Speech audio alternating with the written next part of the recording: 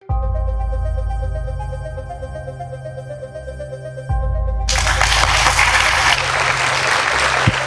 it's a great pleasure to introduce her because in the last 3 months, I've probably heard her name about a dozen times. Every time I go somewhere, someone says, "You must meet Jude Currivan. Have you met Jude Currivan? Jude Currivan, you really need to know her." And I thought, wow, she's actually going to be here, and I'm going to get to know her, and we're all going to get to know her. And she is an extraordinary person. She's really an extraordinary person. She's a cosmologist. She's a planetary healer. She's a futurist. She's an author. She grew up the daughter of a coal miner in the north of England. She's since then traveled to at least 70 different countries around the world. She currently lives in Avebury in the southwest of England, a very sacred and ancient part of England. And she has an extraordinary CV. She's been a very senior businesswoman in the UK for many years and has also attained a PhD in archaeology from the University of Reading in the UK, researching ancient cosmologies. She has a master's degree in physics from Oxford University, specializing in cosmology and quantum physics. She's the author of 6 non-fiction books, currently available in 15 languages and 25 countries. In 2010, she was presented with a Circle Award by One Buddhism International, cited for her outstanding contribution towards planetary healing and expanding new forms of consciousness. And in 2014, she was invited to become a member of the Evolutionary Leaders Circle that includes Deepak Chopra, Barbara Marx Hubbard, and Jean Houston. So enormously impressive CV. And we are delighted to welcome you back to Findhorn. You did come for half a day 20 years ago. So welcome back. And please give a very warm welcome to Jude Currivan. Thank you.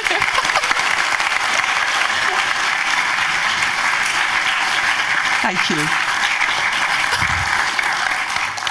Heavens, how do you follow that? Hello, everybody. It is a delight to be back after 20 years. And I remember, the thing that I remember 20 years ago was being in the Universal Hall. And so it's especially a delight to be back here and with you all. My goodness, we are on this threshold. We are at this point of potential breakdown and breakthrough. And I love that idea of the paradox, that it can be both. But we've also been exploring this evening what drives us, what makes us behave in the way we do behave. And I would suggest to you that it's our worldview. It's how do we understand the nature of reality?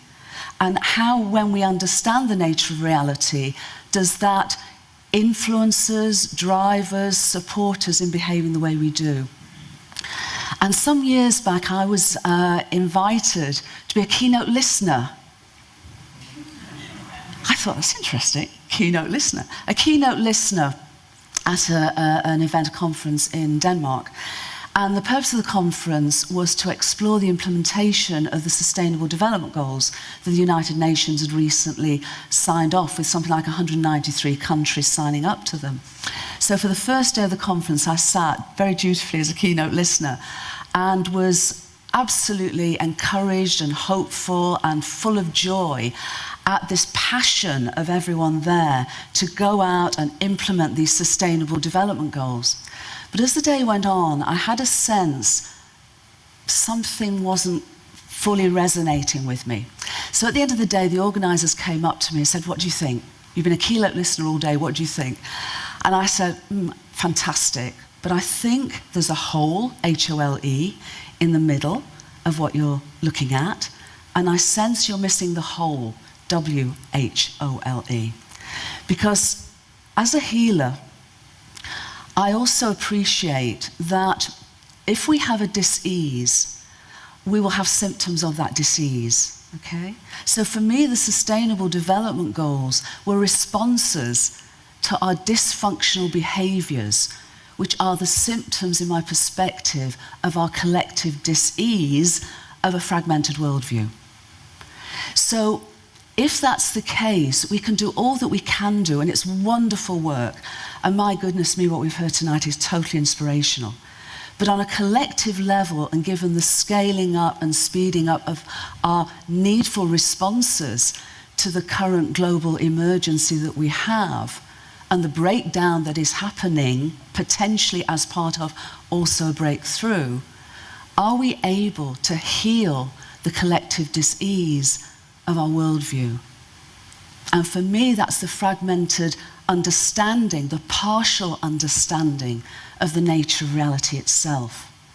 So for 62 years, since I was 4 years old, when a discarnate light came into my bedroom and started to communicate with me, and I started to walk between worlds and communicate with and learn from the subtle realms, I started to have what I call supernormal experiences, not supernatural, not paranormal, but supernormal experiences of telepathy and precognitive dreams and remote sensing. And I was walking on this incredibly solid-looking, gorgeous planetary home of ours. How did all this come together? How did all the experiences I was having connect with my experience and our experiences of physical reality? And I love that I'm standing here sharing all this with you, because 3 days ago I was in the Vatican museums in the Sistine Chapel, and I looked up, and there above me was this incredible depiction of Michelangelo of the finger of God reaching out to the finger of man, and realizing that divine spark that is within all of us, and not just within all of us, but is all that there is. So this evening is all about sharing very briefly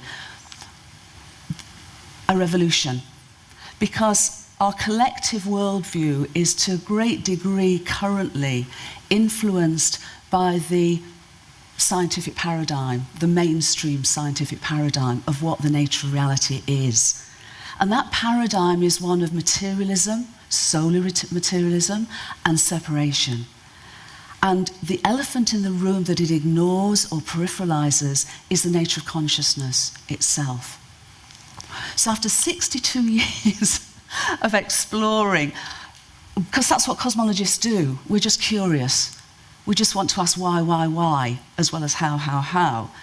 So my sense is now we're a potential game-changer moment where we do have the opportunity, if we're prepared, to turn around, and instead of coming from a sense of separation and merely materialistic reality, we turn around and realize that all that we call reality is essentially unified and playing out on many multidimensional realms, multiverses, the joyous diversity, the abundance of what Einstein called cosmic mind. But this is where we're at, because the leading edge of science is revealing that materialist, separate, exclusive of consciousness paradigm is wrong, is innately wrong. So for the rest of my time this evening, I'd like to share some of this with you, and that I wrote about in the book. I did the heavy lifting in the book. I spent 2.5 years amassing all the leading edge research and discoveries and evidence of what I'm going to share tonight, which is coming through at all scales of existence and numerous fields of research to show an amazingly exquisite, simple understanding of the wholeness and the unity of reality, but played out in the most incredible diversity.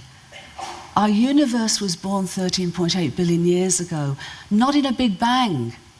It wasn't big, and it wasn't a bang. It wasn't that shrapnel, chaotic perspective. Instead, our universe began and continues, very similar to the ancient Vedic Indian tradition of a big breath, an out breath, a Brahman, with time flowing and space expanding, and an innate evolutionary impulse, not just from simplicity to complexity, but our universe existing and evolving as a unified and coherent entity.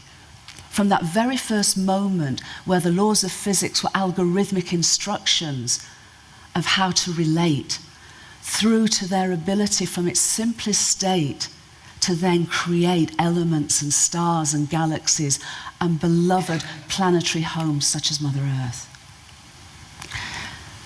So let's go back to where we're coming from on this. We know that every cell in our human body of which at least 50%, possibly up to 90%, are not actually human. We are a community. Our bodies are a community of human cells, of mitochondria, of bacteria, of viruses, of fungi. We're a community. But every single cell in our body has purpose, has meaning, and has an effect on the whole. We're now beginning to understand, through this leading edge wave of scientific research, that we are cells in the body of our universe. Just as every cell in our body, nothing is redundant, nothing's by accident, so we as cells in the evolutionary impulse of our universe are like a cluster, an organism amongst other organisms on a planetary home which is herself a living being within a solar system that we could even call a solar SOULAR system. The planets are in resonance with each other. We are at a perfect distance from our star to enable biological life to exist. But we come from stars. 3 generations of stars came to our planetary system where elements were created through their life cycles. The earliest stars in our universe lived hard and died young. They were all like rock stars, but what they did was they seeded the interstellar medium. I should start playing air guitar now, but I won't. The interstellar medium, so by the time 5 billion years ago came round, we had everything in the interstellar birthing fields to create a solar system which enabled rocky planets such as Earth to form and actually be a home to every nutrient, everything that was needed for then that next stage in the evolutionary impulse of our universe, which was the evolution and emergence of biological life, and so on and so on. We are part of the evolutionary impulse of our universe.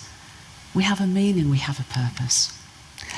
The scientific revolution of the 17th century through the 20th century, whilst it still talks about space and time and things, it still talks about energy matter, each of those scientific progressions have been incredible. They've deepened our awareness of the nature of physical reality. But they still primarily are based on a perception of our universe being made up of separate things, whether it's people, whether it's planets, whether it's galaxies, whatever it may be, at all scales. What we're now realizing is that whilst reality is real, separation is illusory. That essentially our universe exists and evolves as not just a fundamentally interconnected entity, that is coherent and has this innate evolutionary impulse from simplicity to diversity to complexity to ever greater levels of self-awareness, but it is ultimately unified. Physical reality is extremely ephemeral. It feels solid, but when we drill down to quantum levels and lower, we realize that it's 99.99999999999% nothingness, and what's left are excitations of fields, relationships. But crucially, and this is where I think the real breakthrough is now happening, and this is evidence, we have experimental evidence to support this point, as well as the theoretical framework to support it, is that information, the same digitized information that enables our technologies, is physical. When we store or delete one bit of information, physical work is done, physical heat is generated. Information we're realizing when we dig deep below all scales of the physicalized reality is more fundamental than energy, matter, and space-time. Not only this, but the work that we've done on black holes is also offering a holographic perspective into the piece. And like Daniel, this is sort of trying to take, as my mum used to say, a quart into a pint pot in terms of exploration. But hopefully you'll get the sense of this. Just as a hologram captures information from a 3-dimensional object and then projects it into a two-dimensional analysis of that information, so that when we throw a beam of light through that 2D film, the hologram is projected, the appearance of the physical object is projected.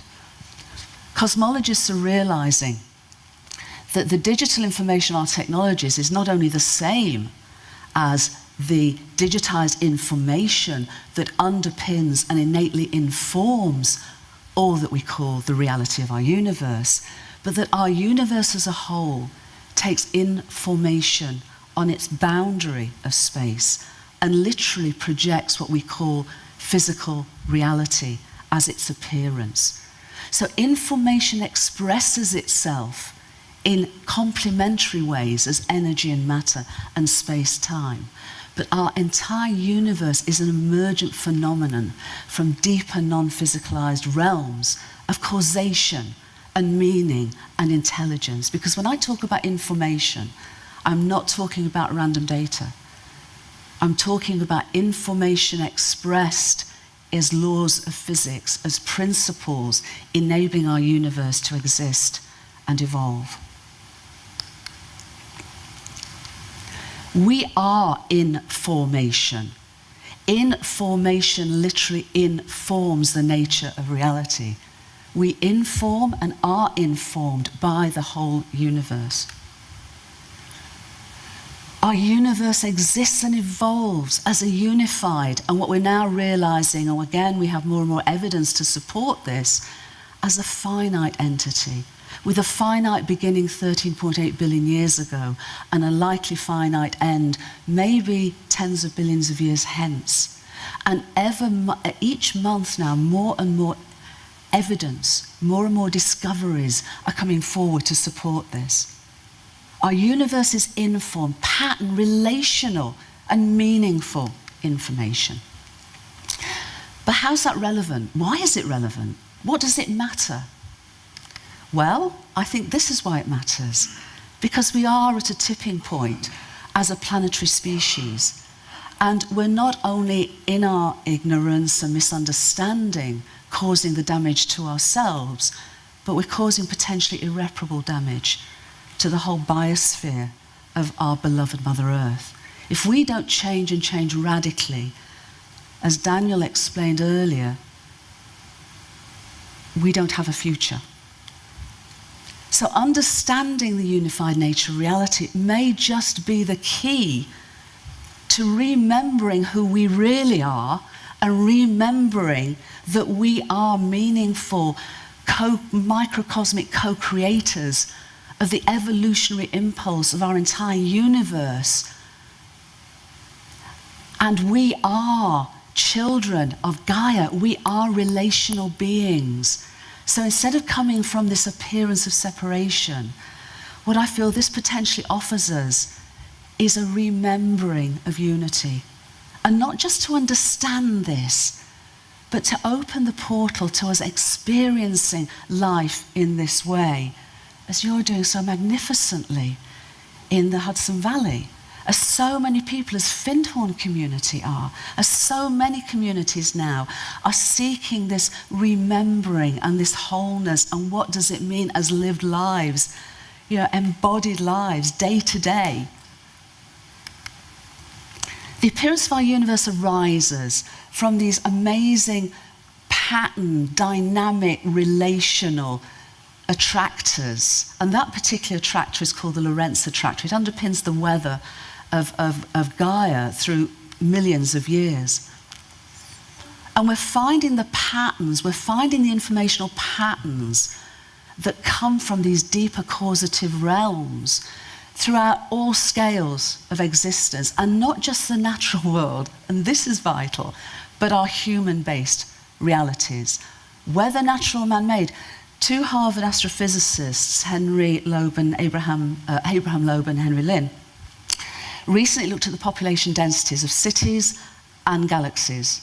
And the first one in terms of people, the second in terms of stars. And they found that cities and galaxies grow in the same patterned way.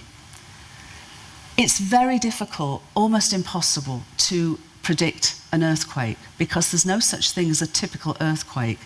When we look at earthquakes, we find that all earthquakes relate to each other on that top graph. It's called the Gutenberg-Richter power law of the earthquakes. And what it shows is very simple. An earthquake with twice the destructive power is 4 times less likely to happen. That's it. There's no such thing as an average earthquake. There's just that relation between big earthquakes and small earthquakes along that line. But researchers have looked at human conflicts. Lewis Richardson looked at hundreds of human conflicts just after the Second World War. Neil Johnson and his team at the University of Miami have looked more recently at insurgencies in Iraq and Afghanistan. And you can see the relationship. In human conflicts, there is no such thing as an average conflict, whether it's a world war or whether it's a regional hissy fit. What it is that a conflict with twice the number of fatalities is 4 times less likely to happen. Same as earthquakes.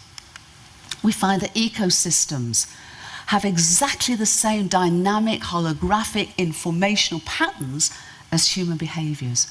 When we look at anonymised usage of cell phones, of mobile phones, there was an analysis done of 10,000 users over 3 months. And different lifestyles, different times of day, different geographies, different lengths of calls. But the underlying patterns for the use of mobile phones is exactly the same as we find in ecosystems. The internet, the nodes, the connectivity of the internet is exactly the same as we find in the Amazon rainforest. As microcosmic co-creators of our universe's reality, we're much more powerful than we think we are. What we think, how we feel, what we say, how we do it affects everything, whether we're aware of it or not. So the choices are, what do we do? What do we choose in our everyday lives? This is not just about thinking cosmically or even feeling globally. This is acting locally. A friend of mine recently sent me the golden rule from 10 different spiritual traditions. It's the same rule. Treat others, and by others I wouldn't just say human beings, but all the children of Mother Earth and Mother Earth herself, as you would like to be treated. What all this is coming to is that mind and consciousness aren't something we have. They are not accidental epiphenomena of random evolutionary processes. They're all that is. They are reality itself. It's what we and the whole world are. Our universe, as spiritual traditions have told us, have some pioneering scientists have told us, is far more a great thought than a great thing. And it's our dream as microcosmic co-creators, as participants in its evolutionary impulse, its innate evolutionary impulse, to have the opportunity and the invitation to step into this. As Ken Wilber and Dustin De Palma say, wake up, time to wake up, grow up, clean up, show up. I think it's time to add 2 more to those, link up and lift up. Because when we come from this understanding of unity and really begin to value the uniqueness of each person and each representation of that innate wholeness of the world, and value its universal worth, and value its universal value, not linked with money, but just because it exists, just because it's part of the nature of reality itself, then we can truly link up and lift up. And this may just be our opportunity, not to head into the catastrophe of how our misunderstanding has brought us to, but actually to co-create emergence, conscious evolution from this global emergency. And maybe it's time that we didn't just see ourselves as role models, but inviting the subtle realms to be with us, inviting all the children of Gaia to be with us, to become soul models. So thank you very much.